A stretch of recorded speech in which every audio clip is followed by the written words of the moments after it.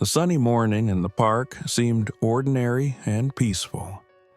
Two uniformed police officers strolled leisurely along the paths, casually chatting about their evening plans. Their names were Jim and Mark, both middle-aged with years of experience on the force. They were well known for their coarse sense of humor, often aimed at minorities under the guise of just joking. Today appeared to be no different. "Take a look at that guy," Jim remarked, nodding toward a black man sitting on a bench. The man looked neat, even elegant. He wore a sharp dark suit and was engrossed in a thick book. His calm demeanor seemed to irritate Jim. "Looks like a professor, or maybe a lawyer," Mark chuckled. "Or maybe he's just pretending," Jim scoffed. "Let's test his nerves." Mark hesitated, a faint smirk tugging at his lips. "Are you serious? What are you thinking?" Ignoring the question, Jim subtly tugged on the leash of their service dog, a German shepherd named Rex. The dog, well trained to respond to commands, immediately perked up, ready for action. Jim leaned toward the dog and quietly but firmly gave the order, "Get him." Rex bolted, barking loudly as he charged toward the man. Jim and Mark stayed where they were, smirking as they watched the scene unfold. The man, hearing the barking and seeing the large dog racing toward him, looked up from his book and calmly stood. His reaction was nothing like the officers had expected. Instead of panicking or running, he raised his hand in a commanding gesture, signaling the dog to stop. For a moment, the air was thick with tension. To Jim and Mark's astonishment, Rex slowed down, then stopped a few feet from the man and sat. The dog seemed bewildered, as if sensing something unusual about the man. Without lowering his hand, the man took a step forward, and, to the officer's shock, Rex turned around and trotted back toward them. "What the hell just happened?" Jim muttered, staring at the dog now obediently sitting at his feet. The officers exchanged uneasy glances. Their initial confidence and smug amusement began to waver. They walked toward the man, trying to mask their discomfort with professional smiles. "Is everything all right, sir?" Jim asked, hoping to smooth things over. The man turned to face them. His gaze was calm, but carried a clear sense of disapproval. He silently looked at each of them in turn before shifting his eyes to Rex, who now stood quietly, as if subdued by the man's presence. "Is this what you call all right?" the man finally said, his voice steady but with a firmness that made Mark instinctively straighten up. "This was, a mistake," Mark interjected, trying to sound friendly. "Rex just got overzealous." The man tilted his head slightly, as if scrutinizing them. "A mistake?" he repeated, his voice unwavering. "So, you accidentally sicked your dog on a stranger?" Jim felt his throat go dry. "Sir, it was a joke. We just wanted to—" he started, but the man raised his hand, cutting him off. "Don't waste my time or patience with excuses. You two," he said, his piercing gaze shifting between them, "have just shown me that people like me are nothing more than targets for your mockery and practice. That is unacceptable." The man glanced briefly at his watch, then, without another word, picked up his book, adjusted his suit, and walked away calmly. His stride and composure exuded strength and dignity.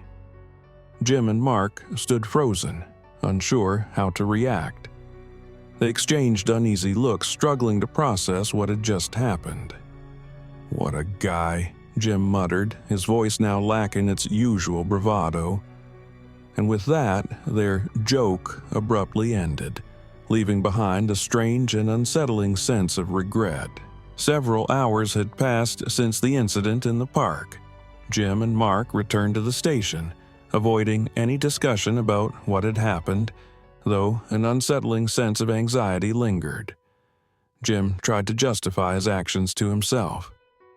"It was just a joke, Mark. I don't get why he reacted like that. Anyone else would have just laughed it off." "Anyone else?" Mark replied, his tone laced with doubt. "Did you see his expression? That guy's definitely not the type to laugh it off."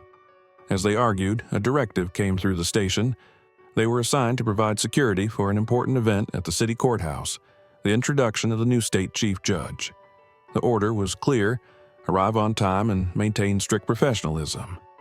Jim let out an irritated sigh. "Well, at least this'll take our minds off this morning's circus." Half an hour later, they arrived at the courthouse. The grand hall was filled with local officials, judges, members of the press, and influential figures. Though the officers were accustomed to such events, they couldn't shake the feeling of being out of place in the formal atmosphere. Their job was simple: ensure order and stay out of the way. As the ceremony was about to begin, several judicial aides entered the hall, followed by the sound of the announcer's voice. "Ladies and gentlemen, it is my honor to introduce our new state chief judge. This is someone whose experience, moral principles, and unwavering commitment to justice make them deserving of this esteemed position." Standing in the corner of the room, the officers lazily observed the proceedings. Jim leaned toward Mark, whispering with a smirk, "Bet you it's some old bore ready to lecture us about justice. Wanna bet he's a total snooze." But his voice faltered and died in his throat. Striding confidently onto the stage was a man in a formal black robe. His face was strikingly familiar to Jim and Mark. Holding a microphone, he surveyed the room with confidence before turning to the audience and speaking. "Before I begin, I'd like to thank everyone who helped me reach this position. It is an honor to serve the state and its people who believe in justice." Jim stood frozen, blinking as though trying to dispel an illusion. It was the same man from the park.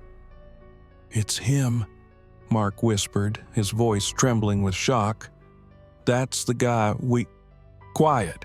Jim snapped, his voice sharp and his back drenched in cold sweat. The man on the stage continued to speak, but Jim and Mark could no longer process his words. Their minds spiraled back to the morning's events, replaying the scene in excruciating detail. Shame, confusion, and fear began to overwhelm them. The officers didn't know what to do.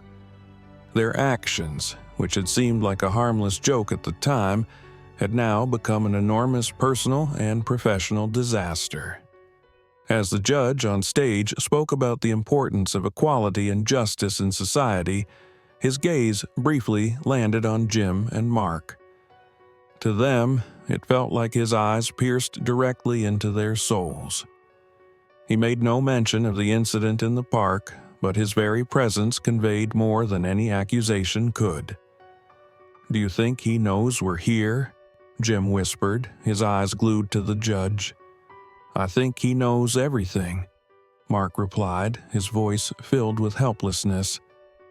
The ceremony went on, but for the two officers the day had turned into a trial of their own making.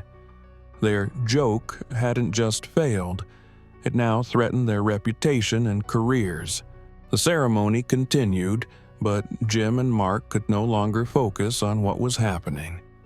Every gesture, every word from the new state chief judge felt like a subtle reference to the incident that morning. Finally, after the official introduction, the judge took the microphone and stepped forward. "Before we move on to the main proceedings, I'd like to share a personal story.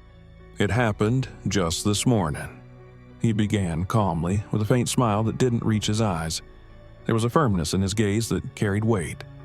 "This story serves as an example of how, as a society, we still face systemic injustices that many choose to ignore."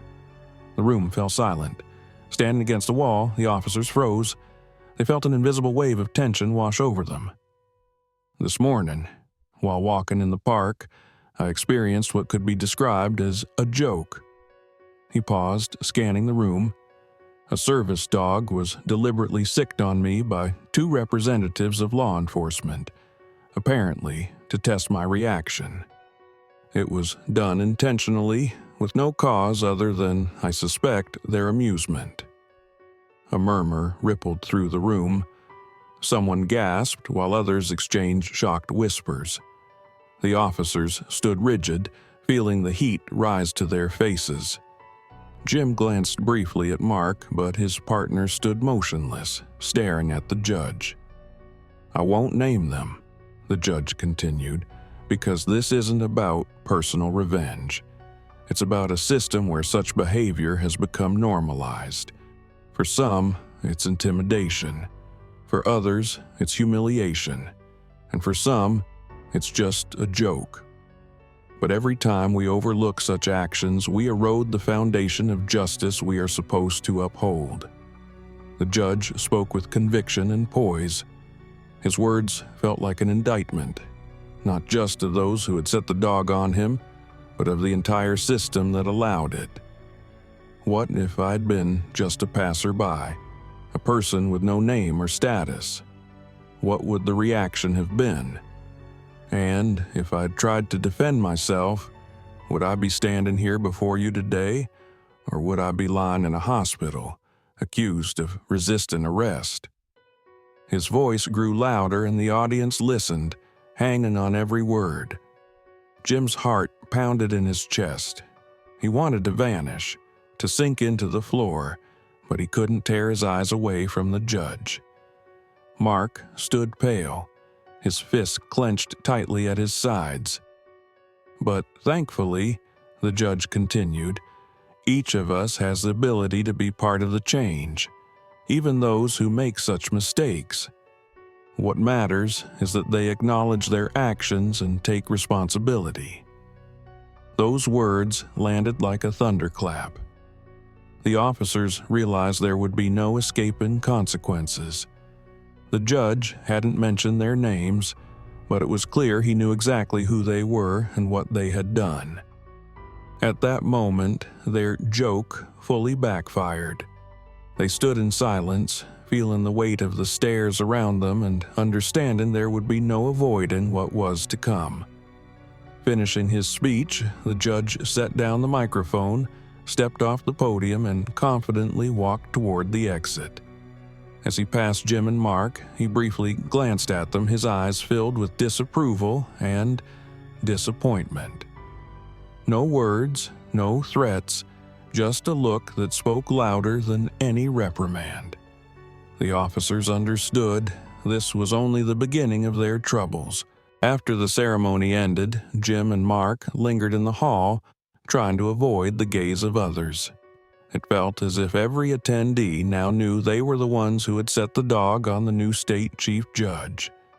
The atmosphere around them was thick with tension and unspoken judgment, even if no one pointed fingers at them directly. "We're done for," Mark muttered quietly, shoving his hands into his pockets to hide their trembling. "Calm down. No one said our names," Jim tried to argue, but his voice lacked its usual confidence. Their hopes of avoiding consequences were shattered an hour later when the chief summoned them to his office. Waiting for them alongside the chief was a representative from the police department's internal affairs division.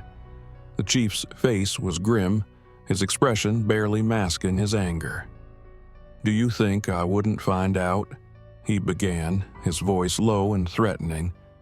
"Do you think you can joke like that, especially with someone who is now the state's chief judge?" Mark tried to defend himself. "It's a misunderstanding, sir. We just wanted to—" "Silence!" the chief snapped, slamming his hand on the desk. "Do you have any idea the situation you've put yourselves and this entire precinct in? Do you know how many years it will take to restore the trust you've destroyed?"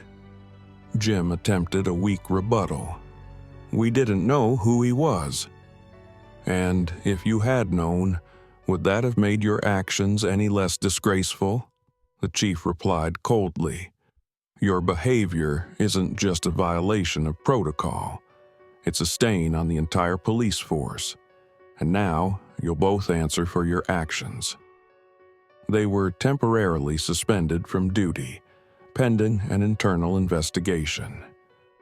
The decision, according to the chief, was lenient only because the judge himself had intervened, insisting they be given the chance to reflect on their actions rather than face immediate termination.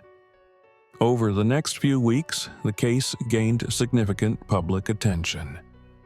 Details leaked to the press revealing how two officers had joked with a man who not only possessed outstanding professional credentials, but also embodied dignity and moral integrity. The chief judge issued a public statement to the press. Each of us is capable of making mistakes. But what matters is that these mistakes become lessons. I hope this incident serves as an example for others. Our duty is not only to combat crime, but also to confront the biases that sometimes take root in those who are meant to uphold the law. The judge's words were widely praised. He became a symbol of strength and tolerance in a society in desperate need of role models. For Jim and Mark, the incident marked a turning point in their lives. The investigation concluded with both officers being reassigned to administrative roles and required to complete anti-bias training.